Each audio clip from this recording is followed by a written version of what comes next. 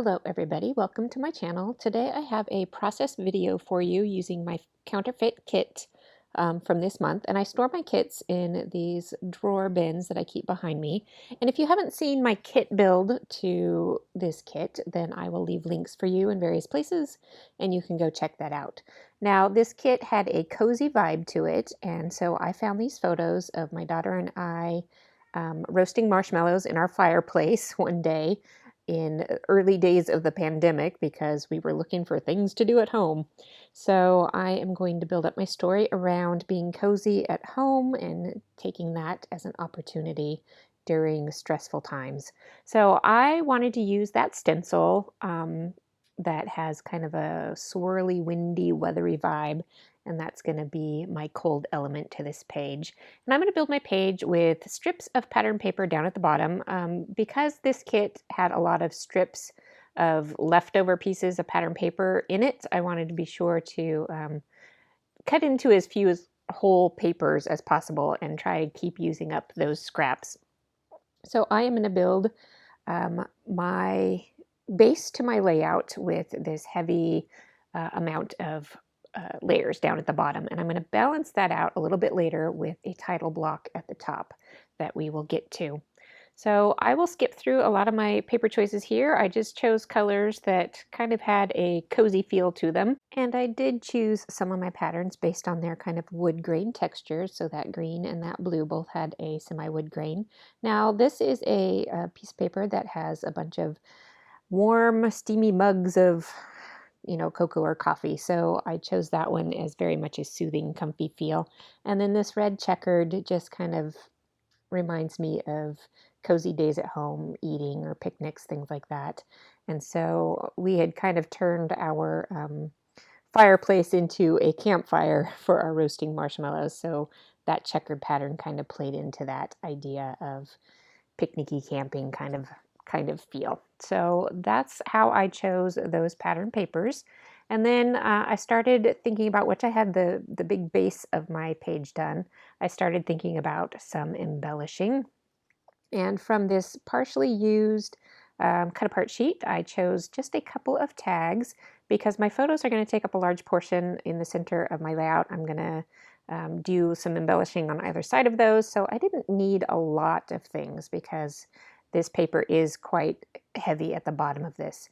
However, because I did build up on that background of white cardstock, I knew I wanted to get my inking as a mat for my photos to kind of keep it a little bit lighter because the base of this layout is heavier with pattern. So this will add some texture and pattern and a little bit of matting to my photos without being too overwhelming to everything else going on.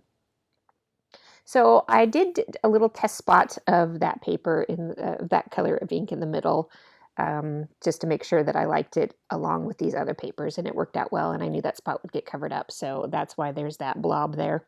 And you see I cut out a piece of my white because I knew I wanted a piece of paper to be a journaling card later on, and I knew I was going to cover up that part of the white, so I gutted it out and I can reuse that, and that kind of stretches your paper a little bit farther. And then I just build up all my layers here, and as I'm looking at my photos, they probably look identical to you, but they are very slightly different, and so I decided to give just a little bit of emphasis to this one in particular because I liked the way the marshmallows looked better in it, and there's really no other reason than that. And then I'm moving on to my title. Now, the alphabet set that I put in this kit this month was red because I wanted to have some bolder pops of color. But that red was a different tone of red than in my little checkered sheet. So I am going to change the tone of my alphabet with some ink. And I went through this process of inking and drying it with my heat gun in order to make sure that the ink would stay and not rub off on everything. And it worked fine. These letters are the Simple Stories new foam alphabet product, and they took the ink just fine once I heat set it. Now, some foam letters, I didn't test this, but some foam letters will actually shrink if you get them too hot, so just keep that in mind. I was careful with my heat and kept it far enough away so as not to run into that possibility. So with my title block up here, I am mirroring the bottom of my layout to the top of my layout with a lighter layer of pieces. So that reflection kind of helps balance out the heaviness at the bottom of this page. Now I did kind of extend that piece over too far. I wanted it to be more centered with these photos because the left-hand side was more centered than the right-hand side. So I just fixed that by trimming it. And then I'm going to finish building up my title, which is going to be Baby It's Cold Outside. And it just popped into my head when I was working on this page. So I just went with it. And then I'm going to keep working on embellishing. And like I said, I'm not going to choose a huge amount of items because there is a lot going on with the pattern paper already. So I think keeping the embellishment simpler is a good idea. So I have this old package of kind of wood button brad kind of pieces, and then some actual brad pieces that had some tags in there. And I just pulled out colors and patterns that worked, and I knew that I would be adding some stripes to this layout. And so building in a little bit of stripes to my embellishment clusters made sense there. And then trying to kind of carry over some of the colors from all of the areas from the title to the clusters on either side of the photos. Just when I'm building my clusters, I really do try to keep elements repeating in them. They don't have to be identical. Like I have a couple of mugs here, one mug over there. I have a journal tag over here and a journal tag over there, those kinds of things. So they don't have to be identical.